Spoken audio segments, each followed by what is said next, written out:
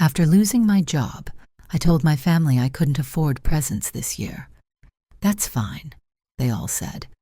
But at Christmas dinner, my daughter-in-law took the plate from my hand.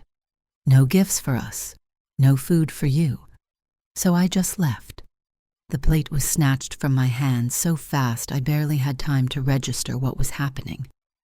No gifts for us, no food for you, Brooks said, her voice dripping with theatrical sweetness that fooled absolutely no one at this table.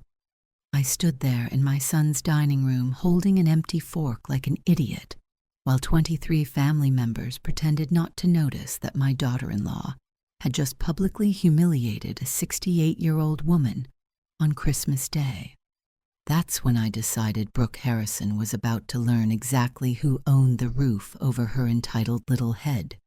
If you're watching this, subscribe and let me know where you're watching from. Let me back up and tell you how I got to that moment, standing in a room full of people who were supposed to love me, being treated like a vagrant at a soup kitchen. 6 months ago, my life was perfectly ordinary. I had a job at Hartford Insurance that I'd held for 12 years, a comfortable routine, and the naive belief that family meant something. Then the company downsized, and suddenly I was just another statistic in the unemployment line, watching my savings dwindle while trying to maintain some dignity. I told my son, Ethan, and his wife, Brooke, about losing my job. Of course, what I hadn't told them was that I'd been smart with money my entire life. While they assumed I was struggling, I was actually sitting on a comfortable nest egg that would keep me secure for years.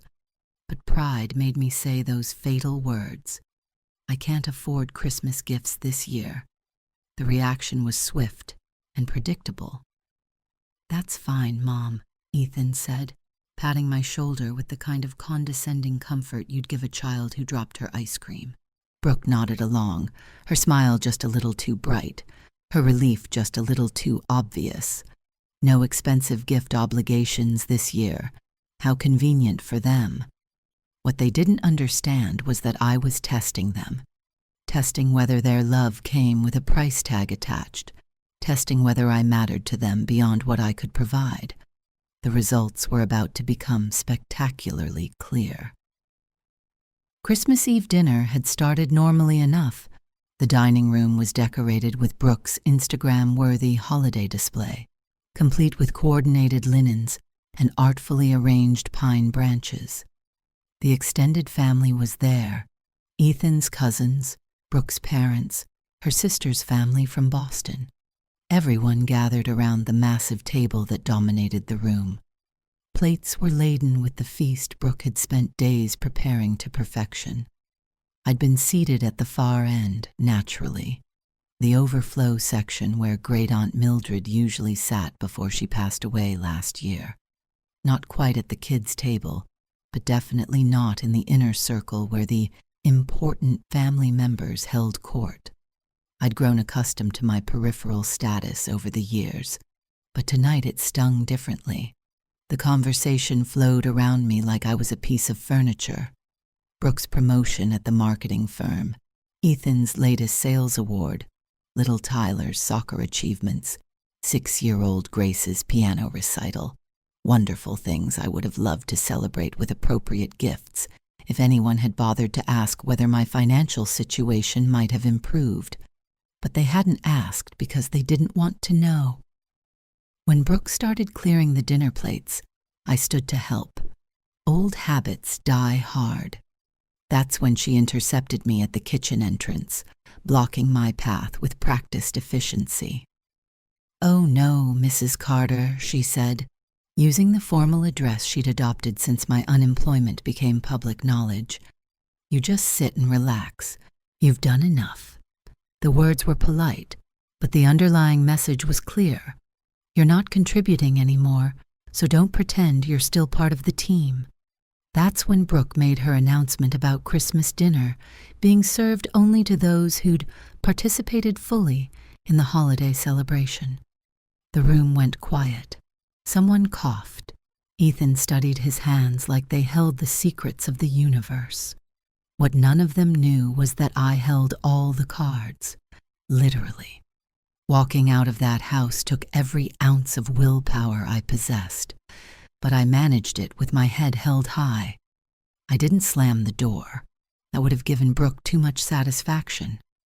Instead, I collected my coat and purse, said, "Merry Christmas" to the room at large, and left. The cold December air hit my face like a slap, but it felt cleaner than the atmosphere I'd just escaped. I sat in my car for exactly 3 minutes, letting the engine warm and my anger crystallize into something more useful. Then I drove home to my modest apartment on Elm Street, poured myself a generous glass of wine, and opened my laptop. It was time to remind my dear daughter-in-law exactly who she'd been tangling with for the past 6 months. The property management company's website logged me in automatically, muscle memory from years of handling my investments online. Carter Property Holdings, LLC, showed 11 active rental properties, including one particularly attractive colonial on Maple Drive. The tenant information was all there. Ethan and Brooke Harrison, lease initiated 3 years ago, never late on rent. Exemplary tenants who had no idea their landlord was the unemployed mother-in-law they'd just ejected from Christmas dinner. You see, when Ethan and Brooke bought their dream house, they'd actually entered into a rent-to-own agreement. The previous owner, that would be me, operating through my LLC, had offered them what seemed like an incredibly generous deal: low monthly payments, immaculate property maintenance, and a landlord who never bothered them with inspections or demands. They thought they'd hit the real estate lottery. What they didn't realize was that their benevolent landlord was subsidizing their lifestyle while living in a cramped apartment and clipping coupons, at least for show. Every month they paid me approximately 60% of what that house was actually worth in rent. The difference came out of my pocket, a quiet gift I'd been giving them for 3 years without a word of acknowledgement. The irony was delicious.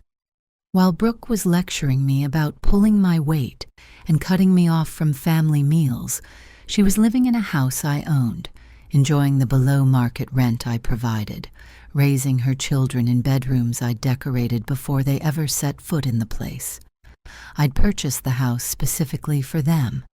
When they mentioned wanting to move to a better school district but worrying about mortgage approval, I quietly bought the property through my LLC and crafted the perfect solution.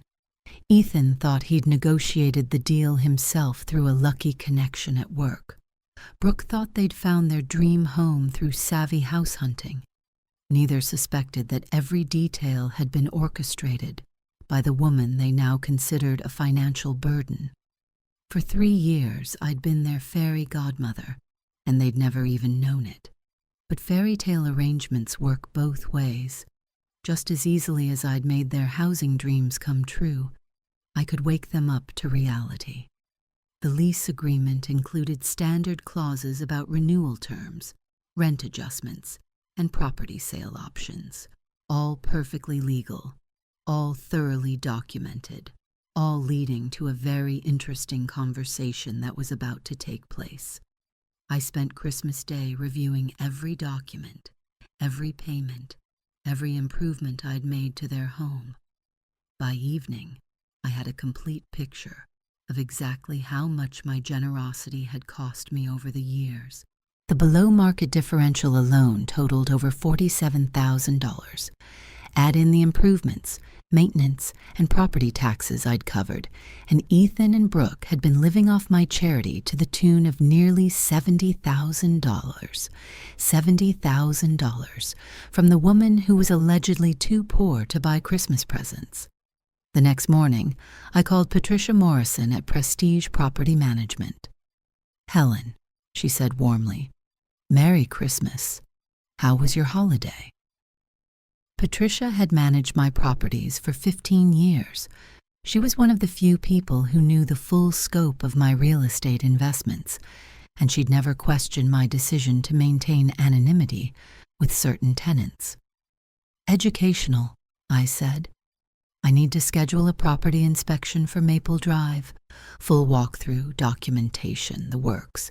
And Patricia, I think it's time the tenants met their actual landlord. After I hung up, I dressed carefully for the occasion. My best wool coat, the good handbag, the pearl earrings that were my mother's. Not flashy, but unmistakably quality to anyone who knew what they were looking at. Then I drove to Maple Drive, parking across the street from the house I owned to wait for Patricia to arrive. Her car pulled up precisely at 2 o'clock. Punctual, as always. She emerged carrying her official clipboard and wearing her professional smile, every inch the competent property manager. But when she caught my eye, I saw a glimmer of anticipation. "Ready for this?" she asked. "I've been ready for 6 months," I told her. We walked up the front path together, and I felt a strange sense of homecoming. Patricia rang the doorbell, and we waited.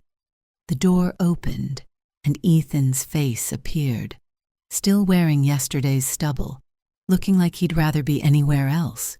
His expression shifted from mild annoyance to confusion as he recognized me standing behind Patricia. "Mom, what are you doing here?" Patricia stepped forward smoothly. "Mr. Harrison, I'm Patricia Morrison from Prestige Property Management. We scheduled a routine property inspection for this afternoon. This is Helen Carter, the property owner." The color drained from Ethan's face as the words sank in, but the real shock was yet to come. The moment he processed Patricia's words, I watched 42 years of my son's assumptions crumble in real time. He stood in the doorway, mouth slightly open, looking between Patricia and me like we were speaking a foreign language. "Property owner," he repeated slowly. "There must be some mistake. My mother doesn't own property. She can't even afford Christmas gifts." Patricia consulted her clipboard with professional efficiency. "According to our records, Carter Property Holdings LLC has owned this property since October 2021. Helen Carter is the sole proprietor of that company." She handed him a business card. "Perhaps we could continue this conversation inside. These inspections typically take about an hour." Ethan stepped back automatically, and we entered what I'd always considered one of my favorite rooms. The foyer, with its warm cream walls and cherry hardwood floors, looked exactly as I envisioned when I oversaw the renovation before their move-in. "Brooke," Ethan called, his voice strained. "Can you come here for a minute?" She appeared from the kitchen wearing yoga pants and an oversized sweater, her hair in a messy bun that somehow looked deliberately styled. When she saw Patricia and me, her expression shifted from casual annoyance to wary concern. "What's going on?" "This is Ms. Morrison from the property management company," Ethan said carefully. "And apparently," he trailed off, struggling to phrase what he'd just learned. "Your landlord," I finished calmly. "I own this house, Brooke. I've owned it since before you moved in." The silence that followed was so complete, I could hear the grandfather clock ticking in the living room. Brooke's face went through several interesting color changes before settling on a pale shade that matched the winter sky outside. "That's impossible," she finally said. "You live in that tiny apartment.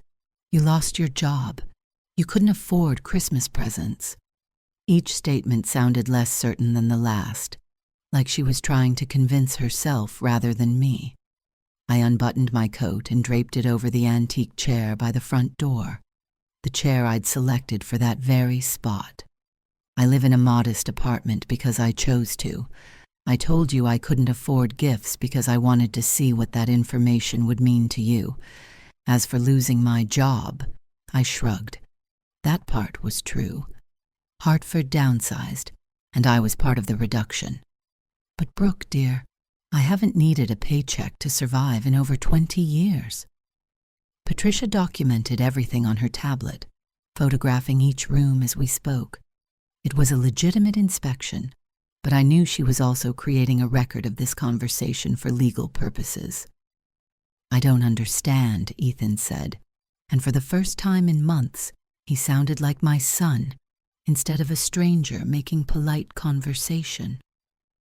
"Why didn't you tell us? Why let us think—" "Think what?" I asked gently.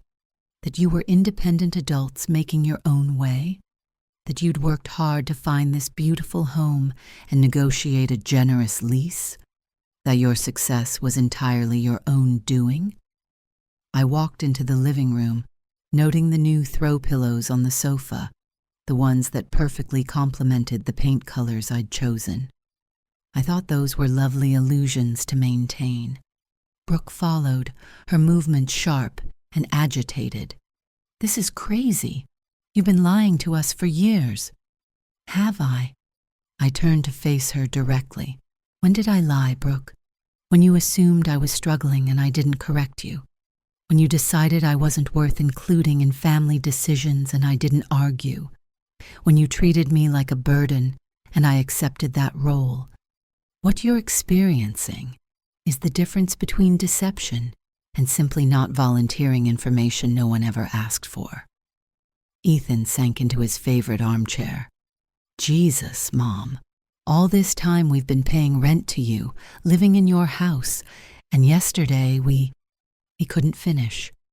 "Yesterday, you decided that a woman who wasn't providing sufficient financial value to your family didn't deserve Christmas dinner," I completed. "That was illuminating." We moved through the house systematically. The formal dining room where yesterday's humiliation had occurred. The family room with its built-in entertainment center and gas fireplace. Every detail had been chosen with care, designed to create a perfect family home for my son and his children. As we climbed the stairs, Ethan finally found his voice again. "Mom, I need to ask you something, and I need the truth." "I've always told you the truth, Ethan. You just haven't always asked the right questions." "Are we in trouble? Are you going to—" He paused, clearly wrestling with ideas that had never crossed his mind. "Are you going to kick us out?" I stopped at the top of the stairs and looked at him, my son, my only child, who had stood silently yesterday while his wife humiliated me in front of our entire extended family. "That depends," I said calmly, "on what happens next." That's when Brooke made the mistake that would determine everything that followed. "You can't just come in here and threaten us," she said, her voice rising. "We have rights. We've been model tenants. We've never missed a payment, never caused problems. You can't evict us just because you're angry about Christmas dinner." I smiled at her, the same polite smile I'd worn for years while she slowly erased me from her family's life. "Oh, Brooke, you still don't understand, do you?" "What don't I understand?" "That good tenants don't usually exclude their landlords from family gatherings. The primary bedroom had always been my favorite room in the house. I'd spent weeks selecting the perfect paint color, a warm gray that shifted between silver and sage depending on the light. Standing there now, watching Brooke realize that her sanctuary had been designed by the woman she'd systematically humiliated, I felt a deep satisfaction that had nothing to do with revenge and everything to do with truth. The ceiling fan was a special order, I mentioned casually, as Patricia photographed the room. Took 6 weeks to arrive, but I thought the antique bronze finish would complement the undertones on the walls. Brooke's face went from pale to flushed, and back to pale again. She stood rigidly by the king-sized bed, another housewarming gift from their generous landlord, watching me catalog improvements she'd been living with for 3 years without knowing their source. Ethan sat heavily on the edge of the bed, his head in his hands. "How long have you been planning this?" "Planning what?" I asked, genuinely curious. This revelation. How long have you been waiting to drop this bomb on us?" Patricia was in the ensuite bathroom documenting the condition of the marble counters and the rain shower I'd upgraded before the move-in. Her professional presence steadied what could have become an ugly scene. I wasn't planning anything, Ethan. I was hoping. I moved to the window, looking out at the backyard where 8-year-old Tyler's swing set occupied the corner I'd landscaped for children's play. I was hoping that when circumstances changed, when I lost my job, when money got tight, my family would respond with love instead of arithmetic. We did respond with love, Brooke interjected, but her voice lacked conviction. Did you? I turned back to them, because from where I sat yesterday, love looked a lot like conditional acceptance based on financial contribution. That's not fair, Mom, Ethan said. We've always included you. Have you? My voice stayed gentle, but I didn't let the statement pass. When was the last time you invited me somewhere that didn't require me to bring something? When was the last time you called just to talk, not because you needed a babysitter or a favor? We finished the inspection in the guest room, the room intended as my occasional retreat when babysitting or visiting. The room where I'd imagined staying during holidays, close enough to help with children's nightmares or early morning excitement. The room I'd never actually used because somehow I'd never been invited to stay overnight in my own house. Patricia tucked her tablet away. Everything appears to be in excellent condition, she announced. I'll have the report completed by tomorrow morning. Thank you, Patricia. I'll walk you out. At the door, she paused. Will you be making any changes to the current arrangement? I glanced toward the living room, where Ethan and Brooke were whispering intensely. I'll let you know by the end of the week, I said. After Patricia left, I returned to find them sitting close together on the sofa, clearly having reached some kind of decision during my brief absence. Mom, Ethan said, standing as I entered. We need to talk. I'm listening. Brooke cleared her throat. We want to apologize for yesterday. It was wrong, and we're sorry. We were stressed about the holidays, and we took it out on you. It was a perfectly crafted apology, the kind Brooke was skilled at delivering when damage control was required. I'd heard enough of her professional presentations to recognize corporate speak when it was aimed at me. Thank you for the apology, I said. I accept it. Relief flickered across their faces. However, I continued, an apology addresses the past. I'm more interested in discussing the future. Ethan frowned. What do you mean? I mean that yesterday revealed something about our relationship that can't be fixed with words. You both made decisions about my value to this family based entirely on my perceived financial status. I looked around the room once more, the room I'd designed as a gathering place for family memories and connection, the room where yesterday I'd been treated like an unwelcome stranger. We start by acknowledging reality. This is my house. You are my tenants. Our family relationship exists separately from that business arrangement. Brooke went pale again. What does that mean? It means that loving family members and good tenants are two different categories. Yesterday, you failed to qualify for the first. Now we see which category you'll choose to focus on going forward. I picked up my coat and purse. Mom, wait, Ethan called. Are you going to evict us? I paused with my hand on the doorknob, weighing the honest answer. Ethan, I'm going to do exactly what any reasonable landlord would do when they discover their tenants don't respect them. The look of panic that crossed their faces told me they understood, but they didn't know I had one more revelation that would change everything. The call came at 7:30 the next morning. Ethan's voice was strained, careful, like he was navigating a minefield. Mom, could we talk? Brooke and I have been up all night discussing everything, and we'd like to understand the situation better. I sat in my kitchen drinking coffee and reading the paper like any other Tuesday morning. Except yesterday, I'd detonated a bomb in the middle of my family's assumptions. Now we were all dealing with the fallout. What would you like to understand, Ethan? The financial arrangement, how this all works, whether we— He struggled for words that had never been part of his vocabulary. Whether we're about to lose our home. Come over this evening, I said. 7 o'clock. We'll talk. They arrived promptly at 7, both looking like they'd aged years in 24 hours.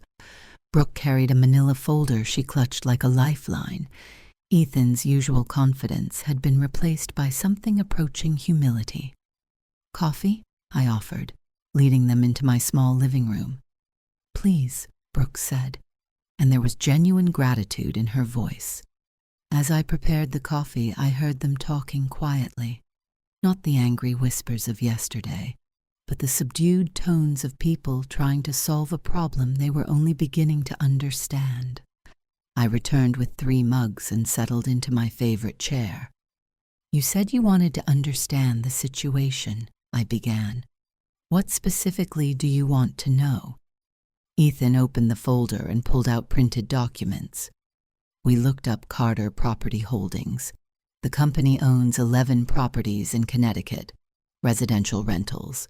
The total estimated value is, he swallowed, over $4 million. 4.2 based on last year's assessments, I confirmed. Current market values would be higher. Brooke leaned forward. Helen, I need to ask you something directly. Are you wealthy? Wealthy is relative, I said. Am I financially secure? Yes. Do I have more money than I could spend in my remaining years? Probably. Have I been living modestly by choice rather than necessity? Absolutely. But why? Ethan's confusion was genuine. Why live in this apartment when you could afford anything? Why let us think you were struggling? Because I wanted to know who you really were when the stakes were low, I said simply. When you thought I needed you, instead of the other way around. Ethan pulled the last document from their folder. We contacted a realtor today and got a market analysis for our house. If we sold it— He stopped, clearly struggling with the implications. We could buy a smaller place outright and still have money left over. I looked at the papers without touching them. That's a nice analysis, Ethan, but you can't sell a house you don't own. We know, he said quickly. But you could sell it, and we could use our security deposit as a down payment somewhere else. We're prepared to move out voluntarily if that's what you want. We just need time to find something appropriate for the kids. It was a reasonable offer, delivered with more grace than I expected. But it revealed they still didn't understand the real choice they faced. Before we discuss your options, I said, you should know about another aspect of this situation. Brooke paled, her default response to new information these days. When I purchased your house through Carter Property Holdings, I continued, I structured the deal as a lease-to-own agreement. You've been building equity with every payment, at a reduced rate because of the below-market rent. Ethan frowned. What does that mean exactly? I reached into my own folder and pulled out the original contract. It means that after 5 years of consistent payments and property maintenance, you have the option to purchase the house for the remaining balance. Based on your history and the current value, that balance would be approximately $280,000. Silence. The number hung in the air. 280,000, Brooke repeated slowly. For a house worth over 500. For a house you've been living in and maintaining for 3 years, I corrected. Ethan stared at the contract like it was written in code. You're saying we could buy our house for $280,000. If you complete the 5-year agreement, yes, you have 2 years remaining. Brooke's voice was barely a whisper. Why would you do that? I looked at them. 2 people who had hurt me deeply yesterday, and were trying hard today to understand a generosity they'd never recognized. "Because I love my son," I said simply. "Because I wanted my grandchildren to grow up in a stable, beautiful home." Ethan's eyes filled. He finally grasped the magnitude of what had been happening behind the scenes of his life. "What happens now?" Brooke asked, the question that cut to the heart of everything. "After yesterday, after what's been said, what happens to the agreement?" I set down my coffee and met her eyes. "That," I said, "depends entirely on what you do next." Then I told them about the choice they had to make. "You have two options." I pulled out 2 documents I'd prepared that afternoon. Option 1, we terminate the lease-to-own agreement immediately. I'll give you 60 days to find alternative housing, return your security deposit, and provide positive references. You'll walk away with clean credit and enough time to find something suitable. Ethan wiped his eyes, trying to focus. And Option 2. Option 2, we renegotiate based on a new understanding of our relationship. You continue living in the house, building equity toward eventual ownership, but under different terms." "What kind of different terms?" Brooke asked. I opened the second document and set it on the coffee table. "Market rate rent effective immediately. No more subsidies.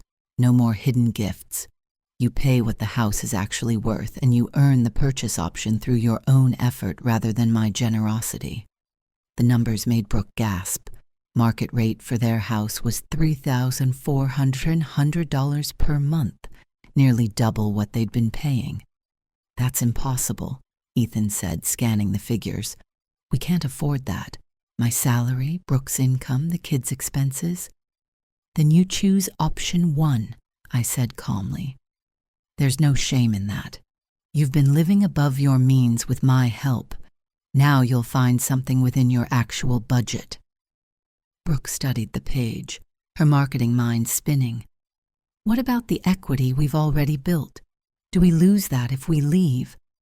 "No. If you choose to leave, I'll purchase your equity position for fair market value. Based on your payment history and current property values, that would be approximately $47,000. Ethan slumped back. "So either we leave and downsize significantly, or we stay and struggle to make payments we can barely afford." "Those are the financial realities," I confirmed. "But there's a third element to both options that has nothing to do with money." They looked at me expectantly.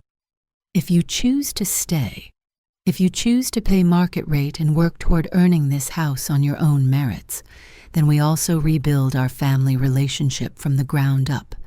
No more casual dismissals.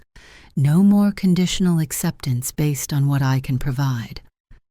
"What would that look like?" Brooke asked, her voice small. "It would look like respect," I said. "It would look like including me in family decisions that affect me. It would look like acknowledging that I'm Tyler and Grace's grandmother regardless of my employment status or gift-giving capacity." Ethan wiped his face. "Mom, I never realized. I never saw how we were treating you." "I know you didn't," I said gently. "That's what made it so painful. It wasn't malicious. It was worse. It was indifferent." "If we choose Option 2, if we stay and pay market," Brooke asked, "how do we prove to you that we can do better?" "We start with small things," I said. "Sunday dinners that I'm invited to because you want my company, not because you need a babysitter. Holiday celebrations where my presence matters more than my presence." Ethan nodded. "And if we mess up, if we fall back into old patterns, then we address it directly," I said. "I take responsibility for my part, too. I should have spoken up when I felt excluded." Brooke stared at her hands. When she finally spoke, her voice was different, less defensive, more vulnerable. "I owe you an apology that goes far beyond yesterday," she said. "I've been threatened by you for years. Instead of learning from you, I pushed you away." I never wanted to compete with you, I told her. I wanted to support you. So what do we do now? Ethan asked.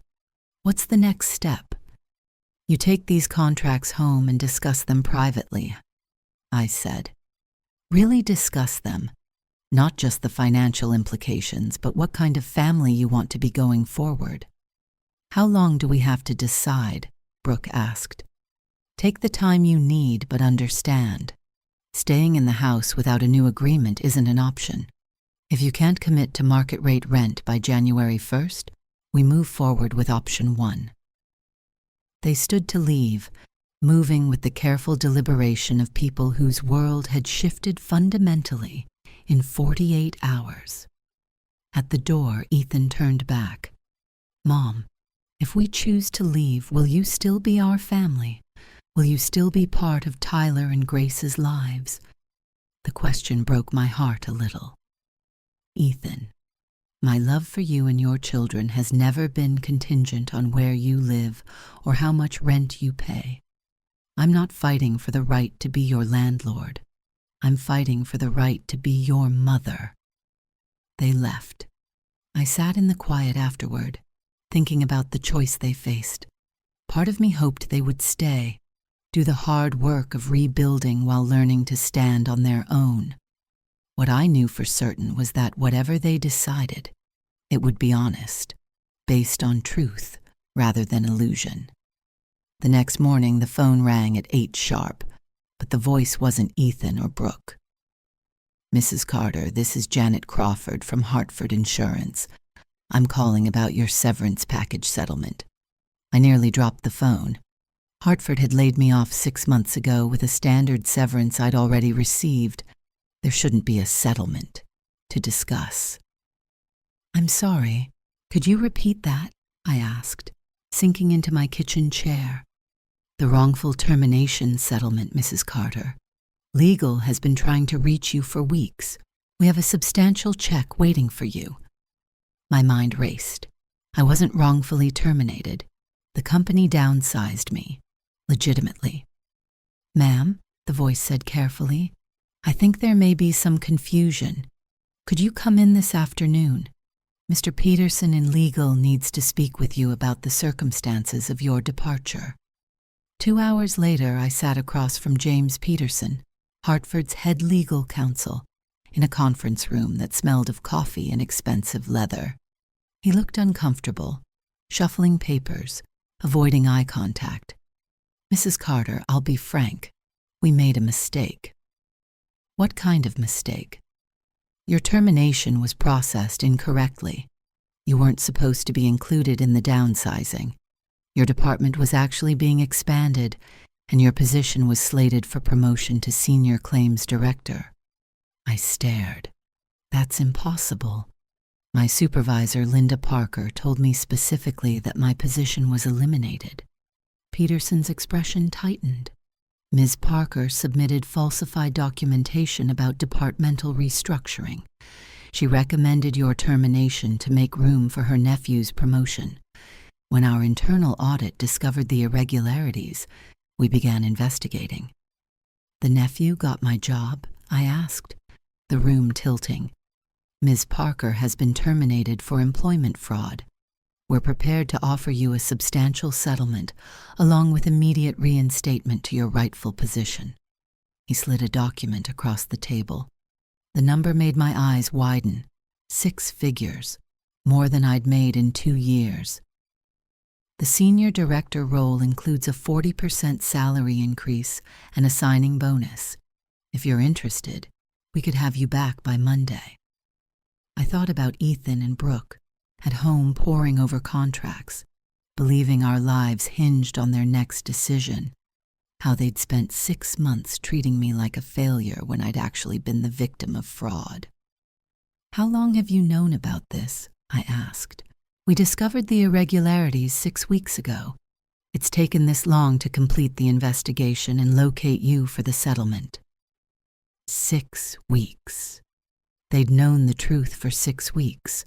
While I played the role of the unemployed mother who couldn't afford Christmas gifts, while my own family treated me like a burden based on circumstances that were never real.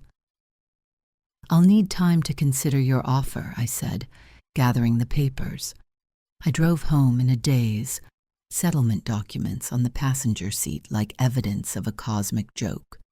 The job loss, the financial testing, the dramatic revelation about the house, everything had been built on a foundation that was crumbling even as I constructed my elaborate lessons about family loyalty.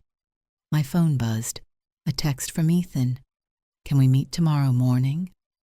"Brooke and I have made our decision."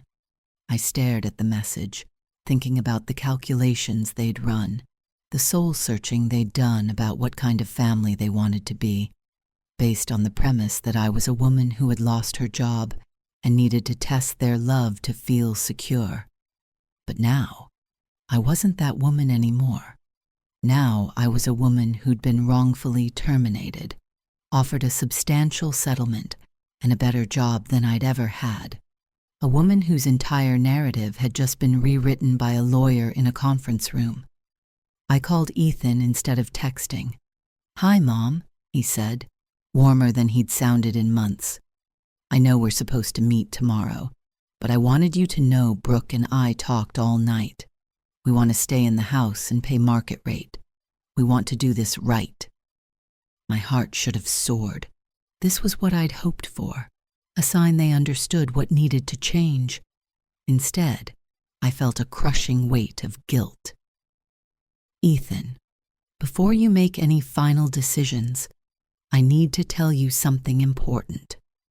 "What is it?" I looked at the settlement papers again, the dollar amount that would change everything. "Can you and Brooke come over tonight instead of tomorrow? There's been a development that affects everything we discussed." "What kind of development?" "The kind that changes the entire story," I said quietly. 2 hours later, they sat in my living room again, but the energy was different. They arrived holding hands, united, ready to take responsibility and work towards something better. I was about to shatter that resolve with a truth that made everything more complicated. "I got a call from Hartford today," I began, and I told them everything. When I finished, the silence was absolute. "So you never actually lost your job permanently," Ethan said slowly. "You were illegally fired by someone who wanted to steal your position," Brooke added, clearly working through the numbers. "And now they're offering you your job back with a promotion and a settlement." "Yes," I said. "So the financial test, the property revelations, all of it was based on circumstances that weren't real," I finished for them. "I've been playing the role of someone who lost her job and needed to test your loyalty, when the truth is, I was the victim of workplace fraud the whole time." As I looked at their faces, the hope, the confusion, the determination, I realized we still had one more choice to make. And this time, it would be based on who we really were, not who we thought we had to be. The next morning brought another phone call that changed everything again. This time it was Patricia from Prestige, and her voice carried an urgency I'd never heard. "Helen, we have a problem. The Hendersons next door to Maple Drive called. There was a break-in last night." I sat up straighter. "What kind of break-in?" "Forced entry through the back door. Police were called. Nothing appears missing, but someone was searching through papers in Ethan's home office." My blood ran cold. "Are Ethan and Brooke okay? The kids?" "They weren't home. The neighbors say they left last evening and haven't returned. I tried Ethan's number. Goes straight to voicemail." I was already pulling on my coat. "I'll be there in 20 minutes. The drive felt like an eternity. 2 police cars idled in the driveway when I arrived. I identified myself as the property owner and was escorted inside. The back door frame was splintered. Ethan's office was a tossed salad of papers and open drawers, electronics untouched, toys undisturbed. This wasn't a random burglary. Detective Morrison, a tired-looking woman in her 40s, walked me through the scene. Whoever did this was looking for something specific, documents most likely.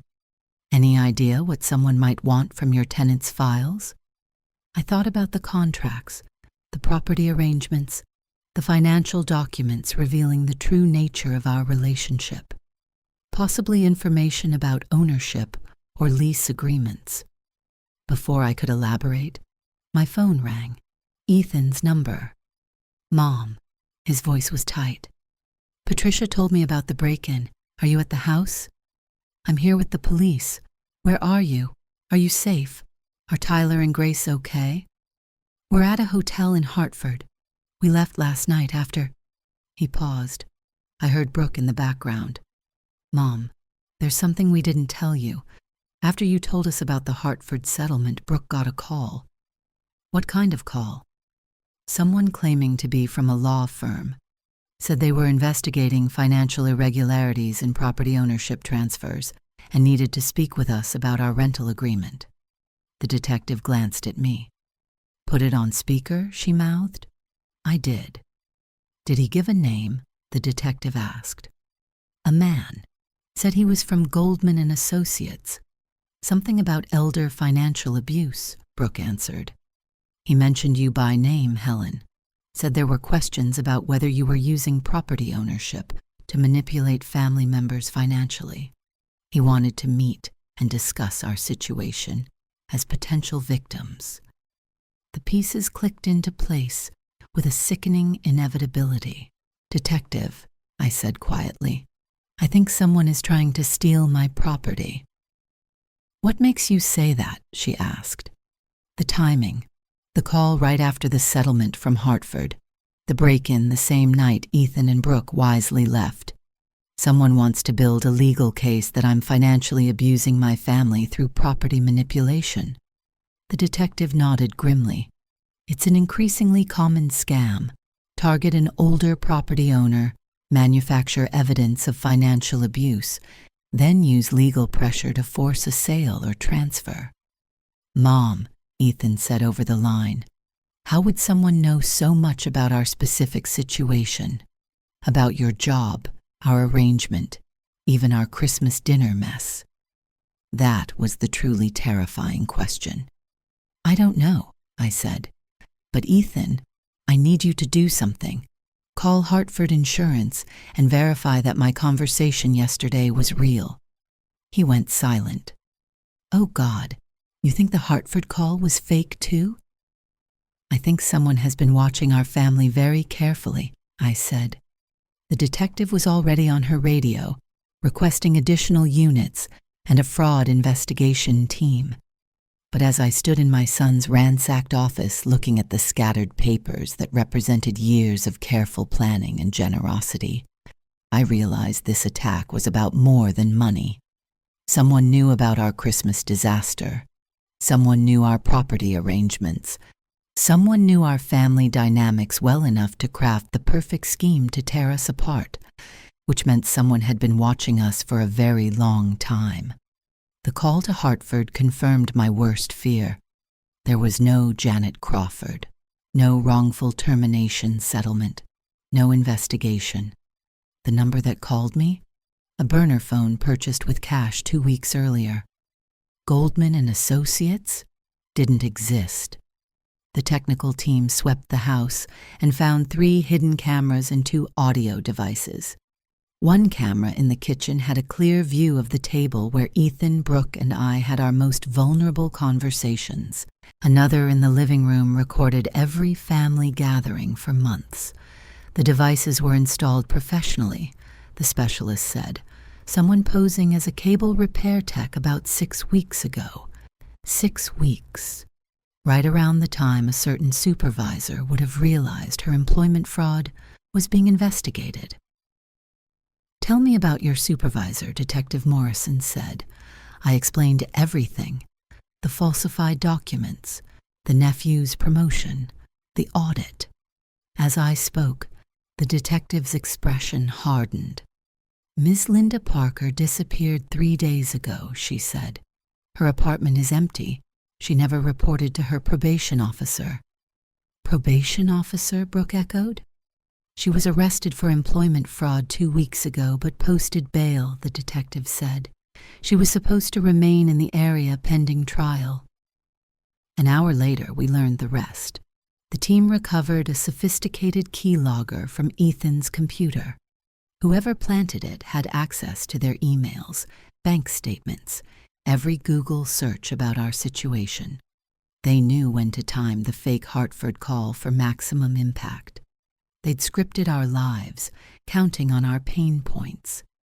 Is Parker working alone? I asked. We don't think so, the detective replied. The sophistication suggests a larger operation. We've contacted the FBI's Financial Crimes Unit. 8-year-old Tyler looked up from the sofa where he sat with Grace. Grandma, does this mean the bad lady was lying about everything? Yes, sweetheart, I said, kneeling beside him. She wanted to trick our family into fighting each other, but we're not fighting anymore, right? I looked at Ethan cataloging papers with an officer, at Brooke comforting Grace, at a home violated but not destroyed. No, I said, we're not fighting anymore. That's when the detective's phone rang with the news that would change everything again. Detective Morrison hung up her phone, her face bright with restrained triumph. We've located Linda Parker, she announced. She's been arrested at a hotel in Boston along with 2 accomplices. They're being transported back to Hartford for questioning. Ethan looked up from the mess of scattered papers on the table. Does this mean it's over? The immediate threat to your family is over, Detective Morrison said. But there's more to this story than just Linda Parker. She flipped to a new page in her notepad. During the arrest, we discovered that Linda has been working with a sophisticated property fraud ring. They target elderly homeowners with substantial assets and complicated family relationships. How many families have they done this to? Brooke asked, her voice barely audible. At least 15 that we know of, the detective replied, across 3 states. All elderly property owners, all with adult children who had access to financial information. She looked straight at me. Mrs. Carter, there's something else you need to know. Linda Parker didn't choose your family randomly. A cold shiver ran through me. What do you mean? 3 years ago, when you purchased the house on Maple Drive through Carter Property Holdings, you worked with a commercial real estate broker named Maria Parker, Linda's sister. The room went silent. Brooke blinked rapidly, trying to process the name. Maria Parker, I whispered. That's the woman who handled the purchase paperwork. That's right, Morrison confirmed. Maria knew everything about your financial situation, your investment portfolio, and your family arrangements because you disclosed it all during the property purchase process. She knew you were buying the house specifically for your son and daughter-in-law, and she knew about the below-market lease arrangement. I sat down heavily in Ethan's kitchen chair, trying to steady myself. Maria's been feeding information to Linda for years. The detective nodded. Maria filed for bankruptcy 8 months ago, around the same time Linda's employment fraud began. The sisters were desperate for money and decided to target the families from Maria's client list. Brooke stared at me, her eyes wide. So, they've been planning this for months, maybe years, watching us, learning our routines, figuring out how to turn us against each other. Yes, Morrison said grimly. Linda used her position at Hartford Insurance to access your employment records and personal information. When she got caught and realized she was going to be fired, she and Maria accelerated their timeline for the property scam. Ethan's shoulders slumped. So the Christmas dinner fight, the way we treated Mom, they were counting on us being dysfunctional enough to make their story believable. Exactly, the detective said. They needed evidence of family conflict to support their fake elder abuse claims. The surveillance equipment was gathering that evidence. I thought about the countless times I'd been alone with Brooke, the private moments I'd doubted my own worth. Linda and Maria had been watching, collecting emotional ammunition, waiting for the right time to strike. I felt sick. "What happens to families who fall for this?" Brooke asked. "Usually," Morrison said softly, "they lose everything. Their properties are sold below market value, and their family relationships are destroyed in the process. Most victims don't realize they've been scammed until years later." Tyler tugged gently on my sleeve. "Grandma, are the bad ladies going to jail?" "Yes, sweetheart," I said, pulling him close. "They're going to jail for a very long time." Detective Morrison closed her notepad. "Mrs. Carter, I have to say, in 20 years of investigating fraud, I've never seen a family come out stronger from something like this." Brooke wiped at her eyes. "Margaret, sorry, Helen," she said quietly, her voice trembling. "Where does this leave us? With the house, the contracts, everything we talked about?" That question had been echoing in my head since the moment I'd learned the truth. Everything we'd gone through, the Christmas humiliation, the property revelations, the emotional confrontation, had happened under Linda Parker's watchful eye. She'd been counting on us to self-destruct, but we hadn't. Despite everything, the deceit, the manipulation, the surveillance, we'd found our way back to each other. "I think," I said slowly, "Linda Parker made one fatal miscalculation." "What do you mean?" Ethan asked. "She assumed that pressure and secrets would destroy us. She bet on us being too proud, too stubborn, too hurt to work through our problems." I looked around the room at the people I loved, but she underestimated us. We did work through it. We told the truth. We made hard choices. We started to rebuild trust. Brooke's eyes filled again. "So, what happens now?" I pulled out the 2 contracts, the ones that had symbolized so much division and pain. "Now," I said, "we make decisions based on who we really are, not who she wanted us to be." And right then, I tore both documents in half. "Mom," Ethan gasped, "what are you doing?" "I'm starting over," I said, my voice steady, "with a clean slate and complete honesty." Brooke's jaw trembled. "Helen, you don't have to do that. We understand now. We'll pay market rate. We'll make this right." I shook my head. "You already are making it right, by being here, by facing this with me. I'm giving you the house, free and clear." Ethan froze. "You can't mean that." "I do. No more rent, no contracts, no management company. I'm transferring the deed to your names." The silence that followed was absolute. Even the clock on the wall seemed to pause. Brooke was the first to speak. "Helen, we can't accept that. It's too much." "You're not accepting it," I said gently. "You're receiving it. There's a difference." Ethan's eyes filled. "After everything that's happened, after the way we treated you, why would you do this?" "Because family isn't about keeping score," I said quietly. "It's about loving each other, even when we get it wrong." I took both their hands. Linda Parker made me realize something important. She counted on our family being too broken to survive. She thought we'd destroy ourselves and make her job easy.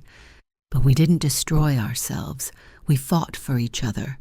We chose love over pride, honesty over comfort, connection over control.